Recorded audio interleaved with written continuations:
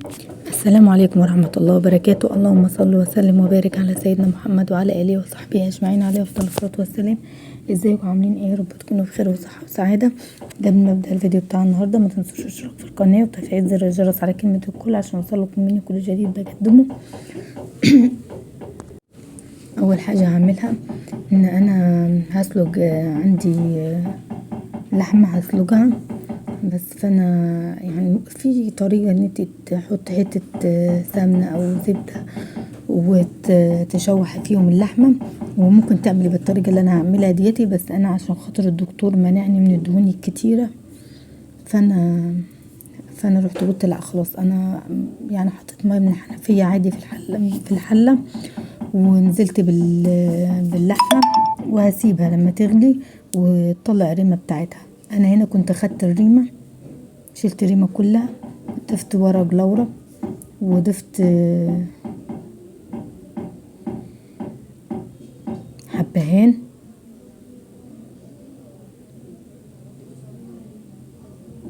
وده حتى من عود جرفة كان عندي لومي،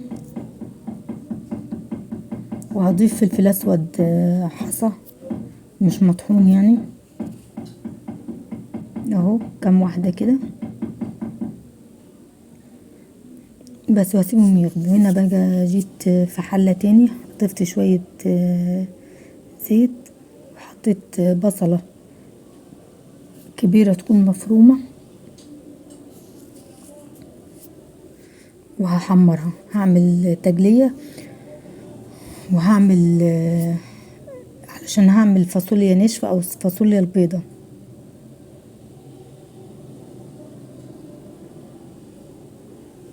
بس فانا هحمر البصلة وارجع لكم اهو. بصوا البصلة اتحمرت، هطش طماطم، ده كان دورق طماطم وانا يعني كمان كملت عليه دورق طماطم تاني.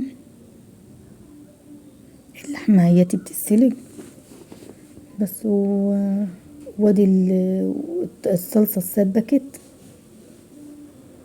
بعد ما الصلصة اتسبكت انا ضفت عليها معلقتين ملح مبهر في كل حاجة، وضفت كمان بابريكا، وقللت من الفلفل الاسود لان برضو الشطة والحاجات ديت الحراجة ممنوع منها، فمرضيش احط فلفل اسود، قلت كفايه ان هو الفلفل الاسود انا حطاه في الملح المبهر بس. فاكتفيت بالتوابل دياتي.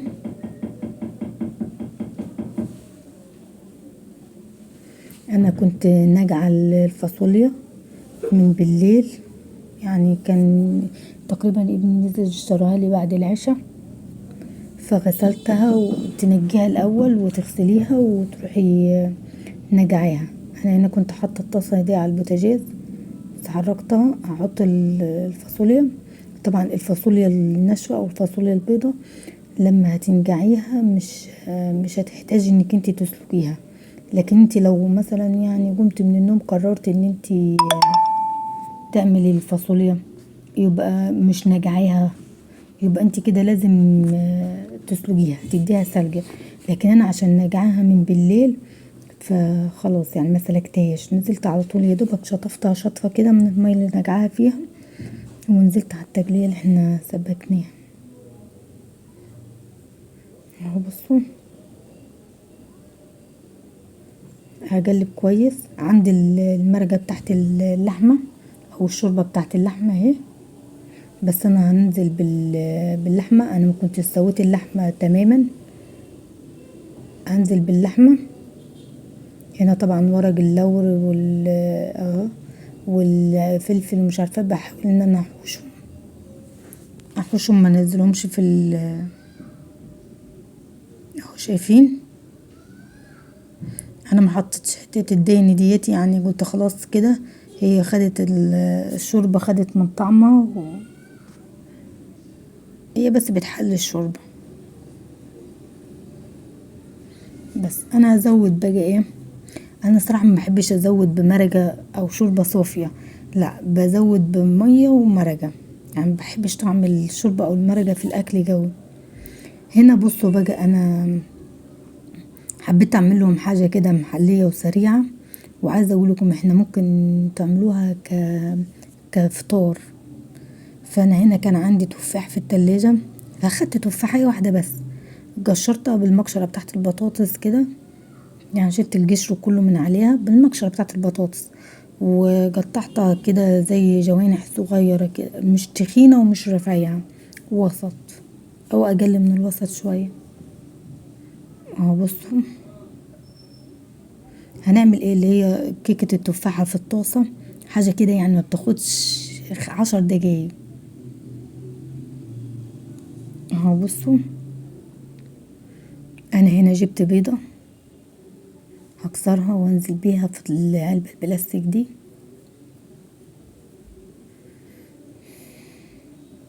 3 معالق كبار سكر.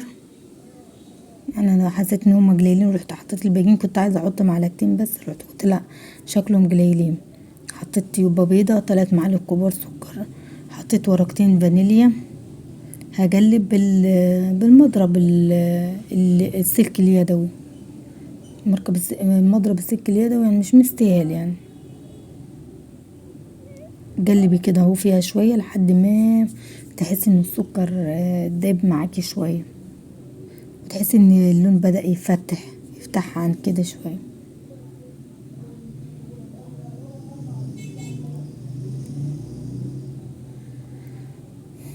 طعمها حلو وخفيفة.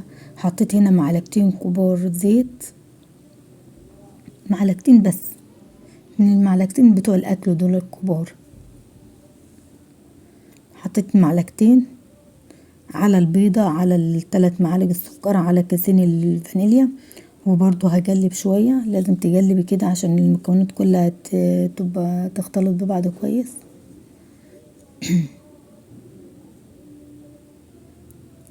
هحط هنا كوباية زبادي، كوباية زبادي جهينة، اي نوع مش شرط، انا بس اللي نزل جابهالي جابلي جهينة، هي كانت عندي في التلاجة الصراحة. انا الدكتور قال لي يعني برضو كلي زبادي عشان تكون ساقعة كده عشان معدتك، ف فبشتري، بس يعني بشتري كده ممكن في الليل اكل واحدة، فعملت منها.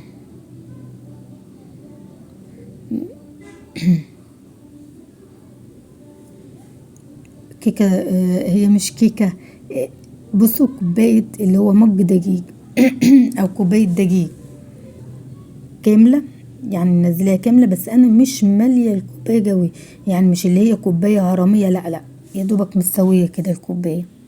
بص كده معلقة او نص الكيس بيكنج باودر، يا معلقة يا نص الكيس، هتقلبي. طيب لقيناها متماسكة شوية، يعني العجينة متماسكة، انا عايزاها تكون زي قوام الكيكة سايلة، هضيف كده ايه معلقتين لبن بس ما تزوديش. انت طب لو نفرض ان اللبن زاد معاكي ضيفي معلقة دقيق، بس خليكي حريصة كده. انا بقيت احط يعني معلقتين، خدوا حوالي 5 معالق لبن او ربع كوباية صغيرة خالص لبن. اهو بصي كنت عايزة اخفف القوام سنة تاني،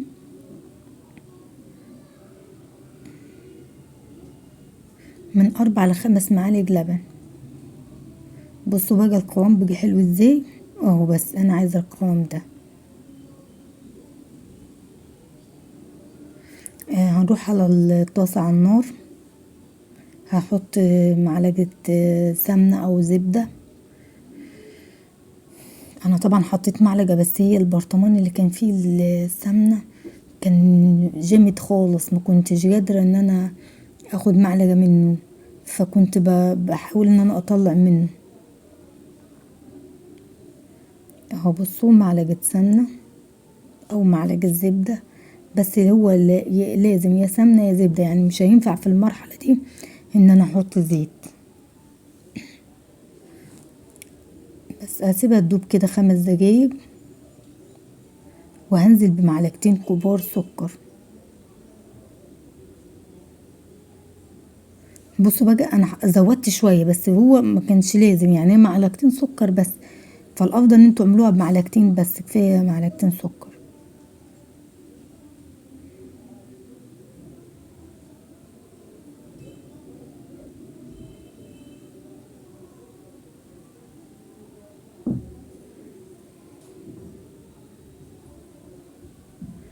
اهو بصوا بحاول ان انا ايه اكرمل السكر.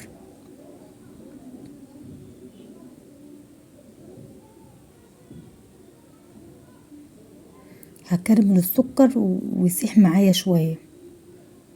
بس زي ما بقول لكم انا الصراحه هنا اهو السكر زاد مني.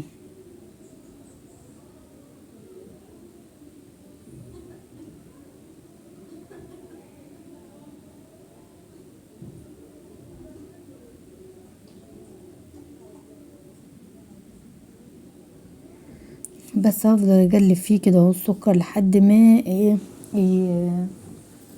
يسيح معايا ويكرمل السكر. عايزه اقول لكم على حاجه برضو اضافه، يعني انا ما عملتهاش بس انتوا لو حابين ان انتوا تعملوها اعملوها. انا هرص التفاح دلوقتي على السكر كده اهو بس لما ياخد لون شويه. لو انتوا كمان حابين ترشوا رشه جرفه كده، رشه جرفه صغيره على التفاح هيبقى حلو خالص. بس انا ما كانش عندي جرفه مطحونه. فاللي حابب طعم الجرفه اهو بصوا انا السكر اخد لون، بس زي ما قلت لكم ان السكر الصراحه زاد مني شويه، فانتوا لما تعملوه لا قللوا السكر عن اللي انا حطيته كده. كفايه معلقتين سكر وما يكونوش مليانين قوي. انا حطيت 3 معالق بس. هرص التفاح بقى على السكر. انا عايزه التفاح كده يبقى مكرمل معايا. تفاحه واحده بس اللي عملناها. بحاول انزل السكر من على الجنب بتاع الجوانب الطاسه. ادي الخليط اللي احنا عملناه وعامل زي البانكيك كده. ادي الخليط اللي احنا عملناه، بس ريحته يا لا مش عايزه اقول لكم على ريحته جميله جدا. انت ممكن تعمليها كفطار وممكن كمان بتوع الدايت يعملوها، بس بدل ممكن السكر يحطوا معلقه عسل ابيض او السكر البني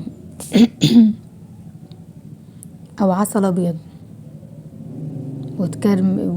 وتعملي في التفاح هيبقى حلو خالص. وممكن كمان بدل التفاح يبقى موز، يبقى فراولة عادي يعني. بس هو الميزة ايه انه في الطاسة وهوب يعني 10 دقايق كده ما كملش والله، يعني من 8 ل10 دقايق كده اهو على البوتاجاز. وخلي بالكم وطيتي العين، يعني بصوا لما شمعة كده يا دوبك شمعة زي ما الرز لما بيستوي. شفتوا لما بنوطي عليه خالص كده اهو عشان يكمل الرز لما يتشرب اقصد، لما نوطي عليه خالص. انا اهو هغطيها وسبتها قلت لكم من 8 ل 10 دقايق. بصوا كانت طالعه منفوخه كده وحلوه. كنت خايفه احسن تكون لازقه بس هي ما لزقتش. بس حاولوا انتوا تظبطوها في نص الطبق، لان هي جت مني شويه على حافه الطبق انا معرفتش اظبطها، معرفتش ارجعها يعني لجوه. حسيت ان هي هتتفشكل مني فسبتها. بس سبتها يعني حسيت ان هي هتتفشكل مني. حاولت ان انا اجيبها شويه كده او كده ما فخفت عليها. كان منظرها جميل زي ما انتوا شايفين. بصوا السكر مكرمل ما تزودوش عن 10 دقايق علشان ما يتحرقش منكم. بس انا كده رحت بقى كان الفاصوليا برضو على البوتاجاز بتطيب، وجبت الشعريه قلت اعملهم رز بشعريه النهارده تغيير. فانا بحب يكون الشعريه كتيره يعني في الرز. بحب الرز بالشعريه يكون زياده شويه، الشعريه زياده يعني. بس فانا حطيت كيس شعريه على حوالي كيلو رز، كيس كامل شعريه على حوالي كيلو رز. بس حطيت في الاول معلقه سمنه، وحطيت شويه زيت، ونزلت بكيس الشعريه وهقلب. وكنت قبل ما ابدا في تقليب الشعريه كنت عامله كمان كنت غاسله الرز يعني، كنت غاسله الرز ومجهزاه، فاول ما الشعريه تحمر هطش الرز على طول عليه.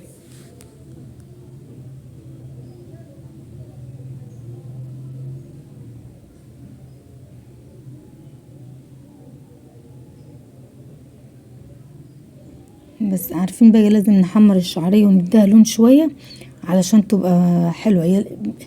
انا بحب خالص ريحه الشعريه. عارفين الشعريه دي لما بتحمروها بيبقى ليها ريحه كده، حتى الرز ابو شعريه بيبقى ليه ريحه. بس انا ما باكلش رز اليومين دول يا جماعه والله. برضو الدكتور قال لي لازم تخسي شويه الدكتور قال لي لازم تخسي شويه. آه فخلاص، يلا الحمد لله. مش باكل حلويات ولا باكل نشويات.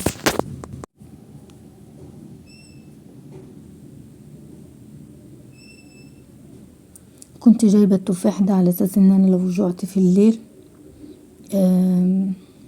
اخد واحده كده مع كوبايه زبادي وخلاص. لكن هو ان انا مش مطلوب مع العلاج برضو ان انا اخس شويه. ف فهعمل ايه يعني؟ حاسه بالقهر والله الحمد لله الحمد لله. برضو يعني عارفه ريحه الاكل بتخليكي عايزه تاكلي، بس الالم صعب يعني، الالم وحش. الصحه حلوه برضو يعني، ربنا يدينا صحتنا يا رب جميعا، محرمش حد من صحته يا رب. فتضطر تعمل ايه؟ لا خلاص، رجيم دايت هنعمل ايه طيب بس المشكله ان انا يا جماعه بصوا، يعني اقصى حاجه ممكن اعملها في الدايت هما يومين 3، يعني 3 ايام ده يبقى الحمد لله انا انجزت. فمش عارفه يعني يلا ربنا يقوينا. هو كمان الميزه ان انا بصوا يعني اما اكل كل حاجه بعملها في البيت، بس يعني قللت الدهون شويه. قللت كمان الشطه والمخللات. الدكتور منعني عنها يعني. لما عملت البيتزا عملت واحده كانت من غير زيتون، عشان الزيتون ده يعني كان فيه شطه. فعملت واحده ليا كده يعني كده ما حطيتش فيها زيتون. فهو الدكتور يعني جاي اللي بلاش الشطه، بلاش الحوادق الشديده، بلاش المقليات، بلاش النشويات. حاولي انتي تنزلي شويه علشان خاطر يعني تحسي بالتحسن اسرع مع العلاج. بس فالحمد لله يعني ان انا ايه ماشي. يا دي لي فتره ما اكلتش رز، بس والله يعني انا لما كنت عامله البسبوسه اكلت معلقه، والله معلقه يا جماعه، والله معلقه صغيره ما تتصوروش يعني. انا اتعذبت، انا ما كنتش قادره انام من التعب يعني. شوفوا تعبت تعب منها. طبعا هو الواحد المفروض يتبع التعليمات، والمفروض ان هو الحاجه اللي هتتعبه ما يعملهاش، ولازم يبقى فيه اراده. المهم عشان طولت عليكم يعني فدي الشعريه كده حمرت. انا زي ما قلت لكم عايزاها تبقى محمره شويه. نزلت بالرز، انا الرز غسلاه برضو، كنت سايباه يصفي جنبيه.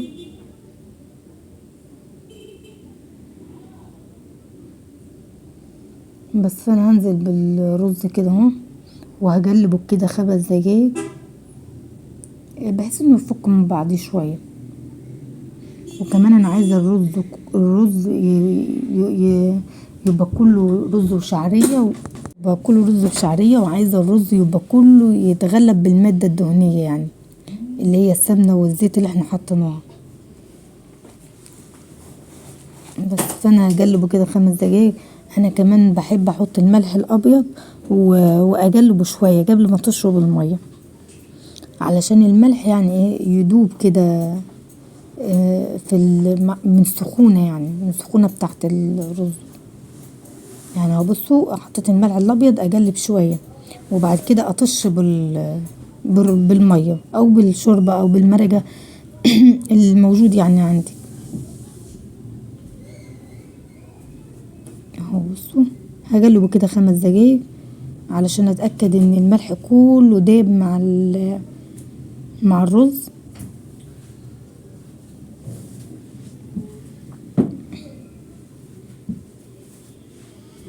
وكمان علشان خاطر الرز كده يبقى مفلفل، لما تقلبيه شوية كده يبقى مفلفل الرز. هنزل بالمية اهي، او لو عندك شوربة او مرقة عادي اي حاجة.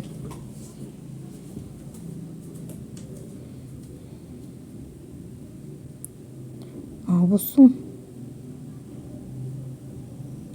كده تمام. الرز يبقى يغطي المية كده بالشبرين بعقل الصباع كده، بالمعلقة كده شوفيه او بالنظر.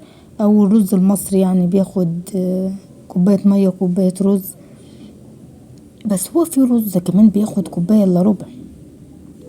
فالافضل دي تشوفيه، يعني تحاولي انت تظبط المعيار. بصوا بقى انا اهو كده الاكل معايا طاب وغرفت الرز اهو.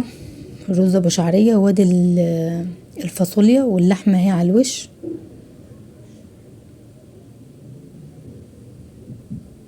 كانت سخنة خالص وكنت بصور بايد وماسكة الموبايل يعني ماسكة بايد الموبايل بس يعني هندم على حد من العيال دلوقتي يجي يصورني.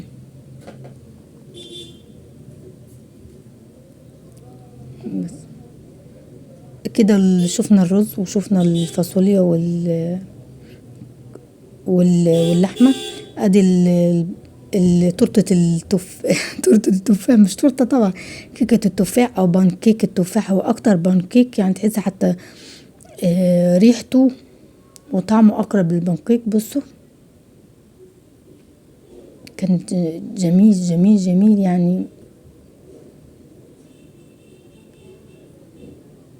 يعني برضو ما يدورش ان انا اخدت يعني حاجة، يعني بصوا قطمة كده، قطمة زنطوطة، يعني مثلا حاجة زي كده اهو. عجبتني بس مرضيش اكمل والله.